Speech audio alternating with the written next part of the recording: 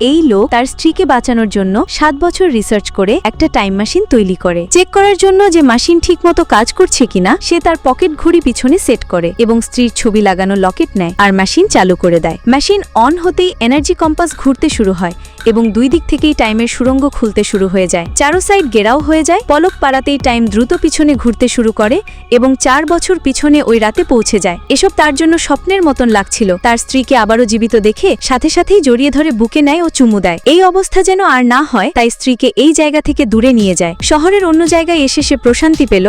অতীতে যা হয়েছিল তা কখনো ভাবেইনি। যখন স্ত্রীর জন্য ফুল নিতে ছিল তখন একটি কার গাড়িটিকে আঘাত করে আর তার প্রাণ আরেকবার চলে যায়। এগুলা দেখে লোকটির মন ভেঙে গেল। এরপর লোকটি কয়েকবার টাইম ট্রাভেলিং করে কিন্তু তার স্ত্রীর মৃত্যু এক একভাবে মৃত্যু হয়ে যায়। লোকটি অনেক বড় সায়েন্টিস্ট, এত সহজে কিভাবে হার মেনে নিবে? সে বলে, যতক্ষণ না আমি ভবিষ্যৎ পরিবর্তন করতে পারি এতক্ষণ আমি অতীত পরিবর্তন করবই। টাইম মেশিন আবারও স্টার্ট করে আর উত্তর খোঁজার জন্য আরো দূর অতীতে যাওয়ার প্রস্তুতি নেয়। যখন চোখ খুলে তখন সাল 2030। সামনে এক অজানা শহর। সে ভয় পায় না। সে এক লাইব্রেরিতে যায় স্পেস টাইম ট্রাভেল সম্পর্কে জানতে, কিন্তু সেখানে একটিও বই নেই। কিন্তু সে জানতে পারে পৃথিবীকে এক আজব এআই নিয়ন্ত্রণ করছে। এটা জেনে সে খুশি হয় কারণ এআই অ্যাসিস্ট্যান্টে সবকিছুই জানে। লোকটি স্পেস টাইম ট্রাভেল সম্পর্কে জিজ্ঞেস করে। এআই না বুঝে উত্তর দেয়, মানুষের পক্ষে অতীতে যাওয়া অসম্ভব। এটি বলে এআই চলে গেল। স্পেস টাইম ট্রাভেল সম্পর্কে কিছুই জানা নেই। মনে হচ্ছিল এখনো এত কিছু অ্যাডভান্স না। লোকটিকে কয়েকশো বছর ভবিষ্যতে যাওয়া লাগবে। টাইম মেশিন আবারও চালু করে কিন্তু এত ভ্রমণের জন্য বাহিরে সমস্যা দেখে মেশিন বন্ধ করে। এবার টাইম শুধু 2037 সালেই পৌঁছায়। যখন লোকটি বাহির দেখে লোকটি হতবাক হয়ে যায়। মাত্র 7 বছরে এত বড় শহর শেষ হয়ে গেল।